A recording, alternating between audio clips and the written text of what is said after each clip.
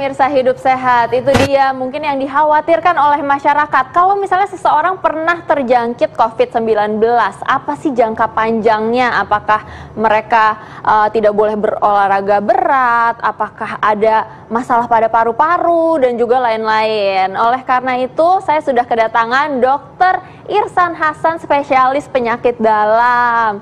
Selamat siang, dokter. Selamat siang, dokter Sila. Nah, dok, ini ada banyak fakta mitos nih, dok, yang beredar di masyarakat. Salah satunya nih, dok, katanya pasien yang sembuh dari COVID-19 ini dapat mengalami penciutan otot. Nah, itu fakta atau mitos tuh, dok?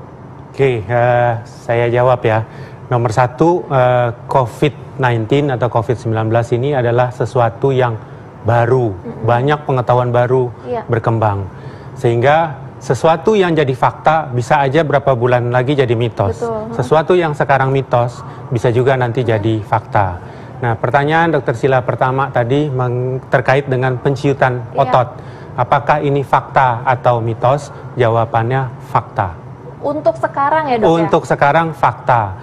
Fakta terjadi kemungkinan atrofi atau hipotrofi otot. Tetapi harus dilihat nih, ototnya menciut bukan karena virusnya, tetapi pada saat dirawat lama, tiduran terus, ototnya tidak dipergunakan, kemudian ototnya mengecil. Sehingga pada saat sembuh, diperlukan latihan, diperlukan fisioterapi untuk mengembalikan massa ototnya. Jadi dapat terjadi pada mereka yang dirawat dan harus bed rest lama. Bukan karena virus, tapi karena dia tiduran terus.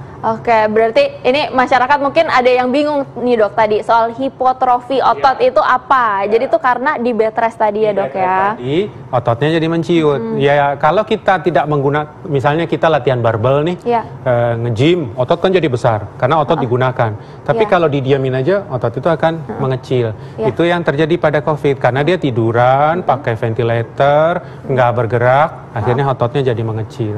Baik, masyarakat berarti nggak perlu khawatir karena yang menciut ini bukan gara-gara paru atau gara-gara organ lain, tapi karena memang ototnya itu tidak difungsikan, jadi mengecil gitu. Nah, dok, ini ada fakta atau mitos lagi nih, dok, yang berkembang. Ini katanya setelah sembuh dari COVID-19 harus selalu minum obat pengencer darah. Waduh, ini fakta atau mitos, dok? Ya, ini mitos. Jadi itu yang saya katakan, pengetahuan berkembang terus. Di awal-awalnya, waktu bulan Januari, Februari, semua orang berpikir COVID-19 ini adalah murni penyakit paru-paru. Urusannya cuma paru-paru. Nah, sekarang didapatkan pengetahuan bahwa yang terkena bukan hanya paru-paru. Mekanisme atau kejadiannya bukan hanya soal rusak pernapasan. Antara lain yang terkait pertanyaan ini adalah ternyata didapatkan penggumpalan darah pada orang yang terserang COVID. Sehingga pada mereka yang terjadi penggumpalan darah ini diberi obat anti penggumpalan. Contohnya namanya heparin. Jadi heparin ini disuntik supaya darahnya nggak menggumpal. Karena kalau darahnya menggumpal, pembuluh darahnya tersumbat. Nah, kadang berita ini ditanggapi terjadi pengentalan darah, lalu harus minum obat pengencer darah. Ini beda, ini bukan pengentalan, tapi istilahnya di kita trombosis atau penggumpalan. Biasanya pada saat sembuh, penggumpalan ini beres. Jadi tidak perlu jangka panjang harus minum obat pengencer darah, karena udah selesai urusannya. Nah, ini masyarakat nih mungkin khawatirnya katanya ini ada penggumpalan darah dan langsung ke jantung dan juga bisa langsung serangan jantung tuh, dok. Itu mungkin harus diluruskan, apakah betul kayak gitu? Ya, atau gimana, dok? Itu dia kembali saya katakan, ternyata disadari bahwa efek COVID ini bukan hanya di paru-paru.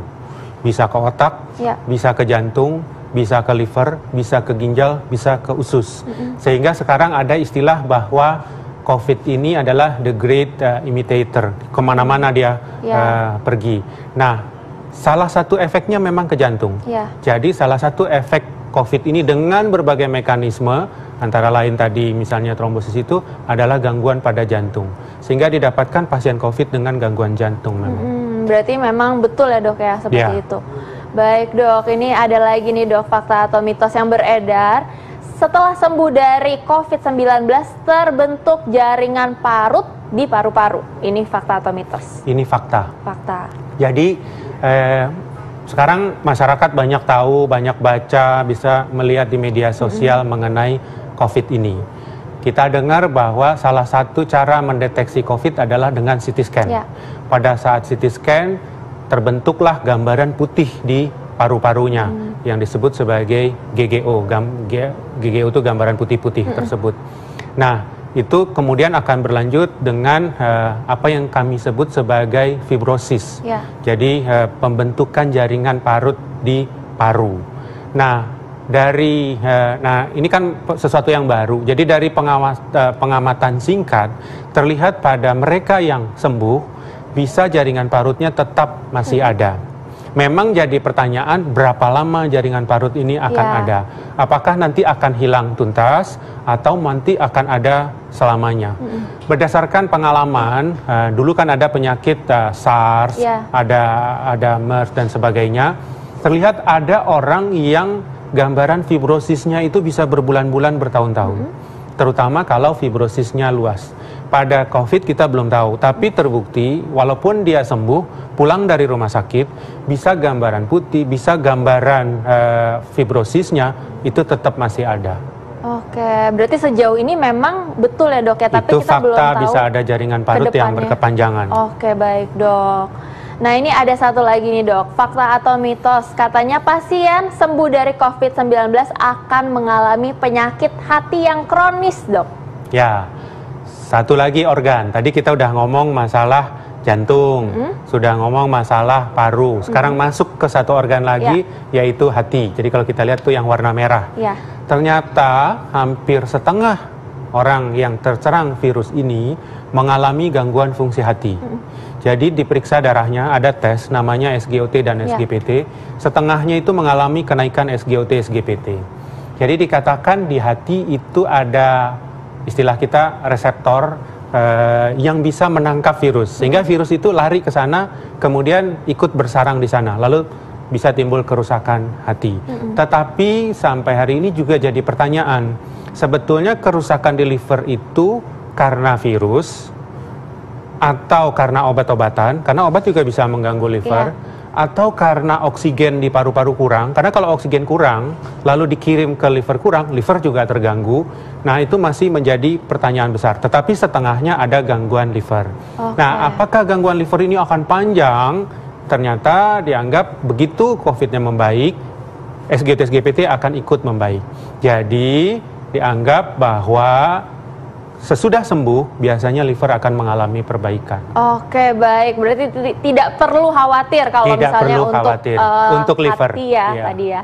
Oke baik. Nah kita akan ngebahas lagi nih pemirsa soal efek jangka panjang jika memang pernah terjangkit COVID-19.